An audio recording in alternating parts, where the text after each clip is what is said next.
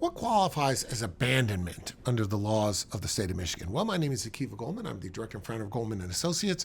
Our firm has a primary focus on family law issues here in Michigan. Today, we're continuing our video series designed to educate and inform the public.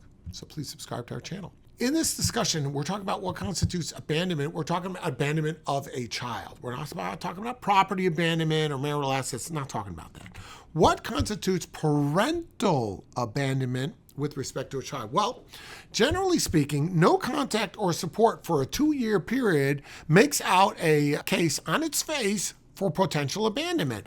If you haven't talked to your child, paid any support, had any contact with your child for a period of 2 years, you're at risk for somebody to say, this person doesn't care anymore. This person doesn't deserve any rights because they've essentially abandoned the situation. Now, a failure to provide that support during that process can also be used, like I said, as something that is an indicator that the person doesn't care, that the person has abandoned the issue. A lot of times there'll be testimony of direct evidence, and there'll be an exhibit shown or multiple exhibits where the person literally shows that they are intentionally relinquishing their involvement with the child. They'll send an email that says, from this point forward, I don't want to have anything to do with this kid. I don't want to have anything to do with you or the kid. A lot of times it goes like that. And then person may testify, look, he said this in the year 2021. It's 2025. We haven't heard from him. We haven't seen from him.